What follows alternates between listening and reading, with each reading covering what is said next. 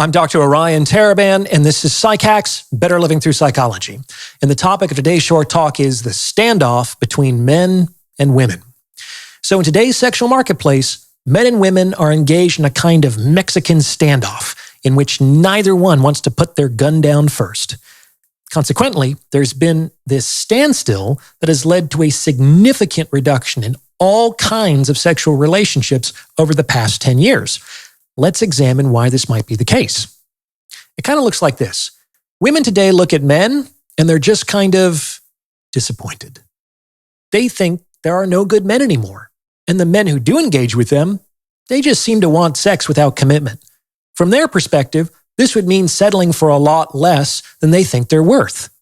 Since they believe that dealing with such men would be at a perceived loss, they would rather just remain single and wait until they meet a man who will give them more of what they want.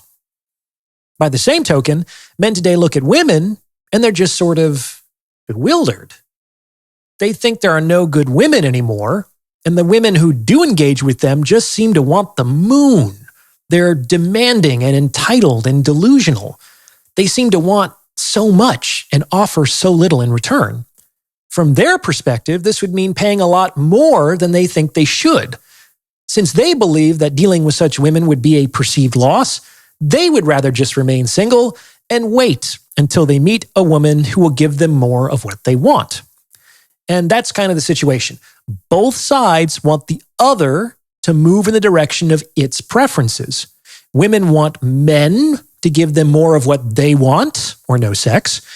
Men want women to give them more of what they want, or no commitment or resources.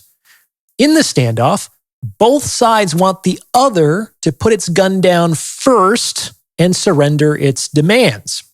And neither seems willing to do so. This is because both sides believe they are being cheated in the contemporary sexual marketplace. And the crazy thing is, they're both right. Both men and women are getting less of what they most want from each other. And the upshot is the decrease we've seen in all kinds of sexual relationships. More men and women are deciding it's better just to remain single. Now, I've already discussed how we got into this situation in an episode called, appropriately enough, How Did We Get Here? It's actually one of my all-time favorite episodes, so please do check it out if you haven't done so already. In any case, I'm not going to talk about how we got into that mess today. Today, I'm going to talk about how it's going to get resolved. And I'm going to explain this resolution using a historical anecdote from the Roman Empire. It kind of goes like this. A long time ago, there was a man named Marcus Licinius Crassus. Crassus was not only the richest man in the Roman Empire, but he was one of the wealthiest men who has ever lived in the history of the world. And one of the ways he got so rich was by controlling the fire department in ancient Rome. When a fire broke out, he would show up at the scene with his brigade. He'd have his ladders and his pumps and his hoses all prepped and ready for action and do nothing. He'd do nothing. He'd just stand there and watch the house burn for a while.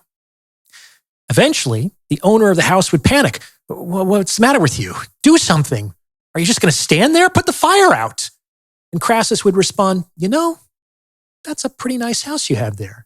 I mean, it's obviously not in great condition at the present moment, but you can see that it was quite a fine property in its time. Would you take 50 denarii for it? And when the owner heard this, he typically flew into a rage. Are you crazy?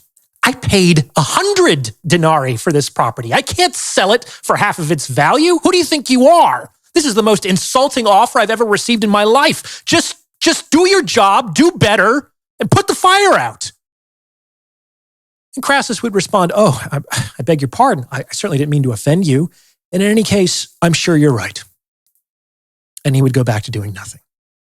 He'd just let the house burn for a little while longer. And then he would say, my apologies, but I'm afraid my last offer was a bit overzealous. As you can see, the property has deteriorated of late. Would you mind terribly accepting 40 denarii for it? And this is when, instead of getting angry, most homeowners got quiet. because they finally understood what was going on. Crassus was going to let their house burn to the ground unless they sold, and they would receive nothing for their pile of ashes.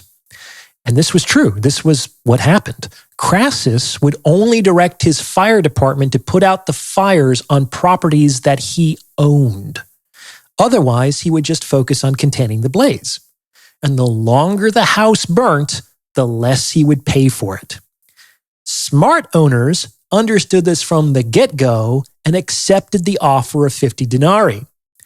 Less intelligent owners generally needed the second offer to understand what was happening, that things were going to get worse before they got better.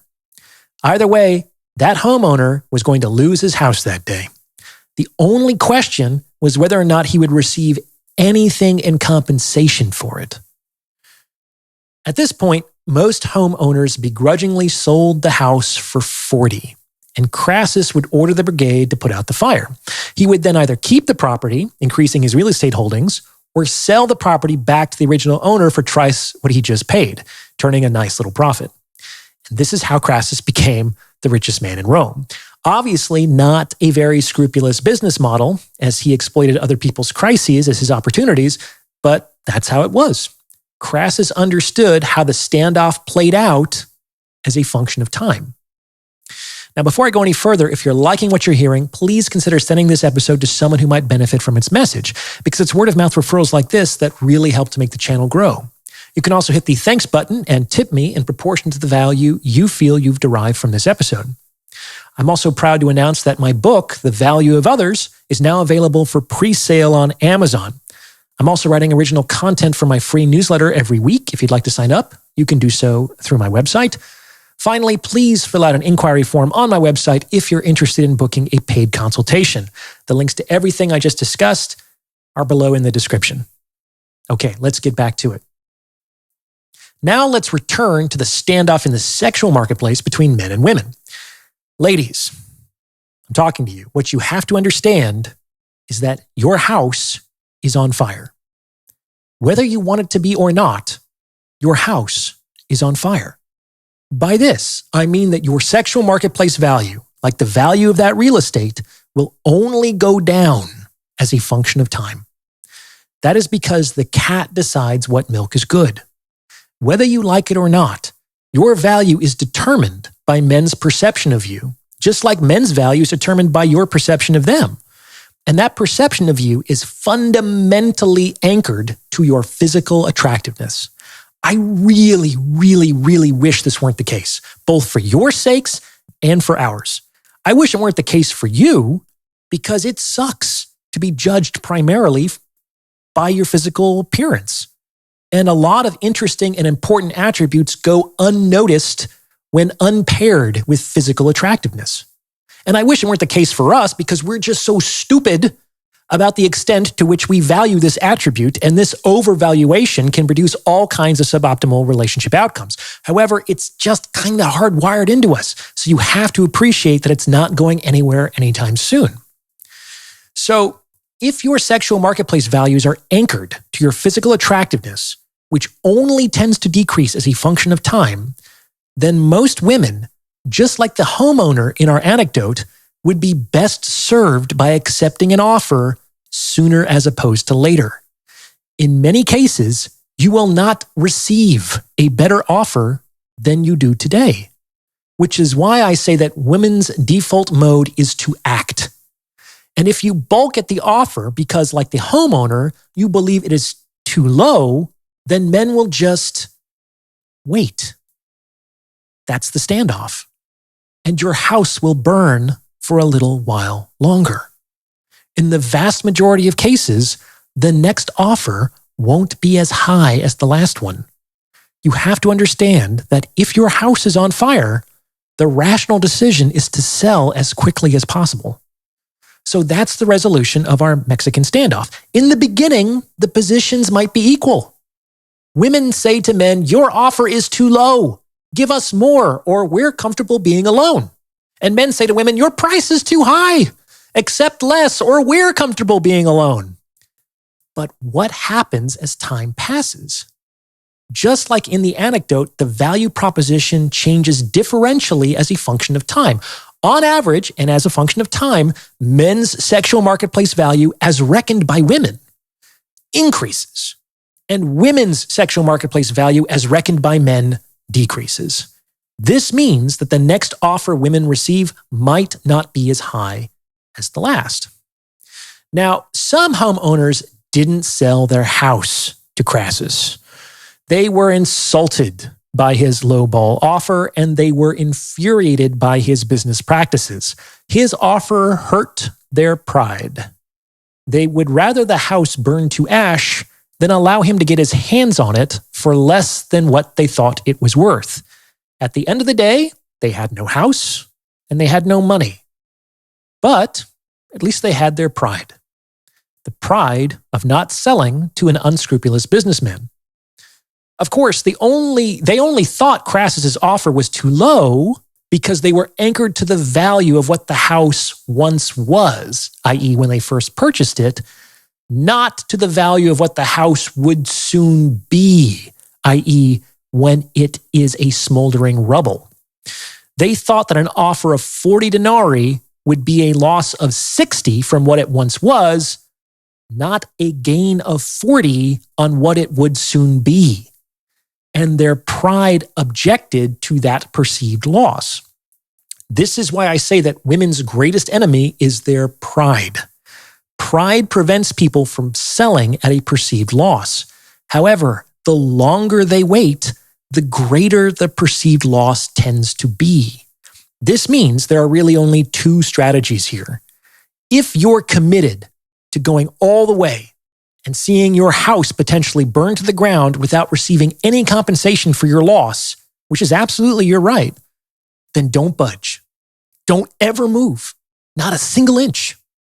However, be serious with yourself. If you're not actually willing to see the standoff all the way to its ultimate conclusion, if you're not willing to see your house reduced to ashes, then you should lower your gun as quickly as possible and accept the offer. Because the longer you wait, the more your house will burn and the worse the next offer will be.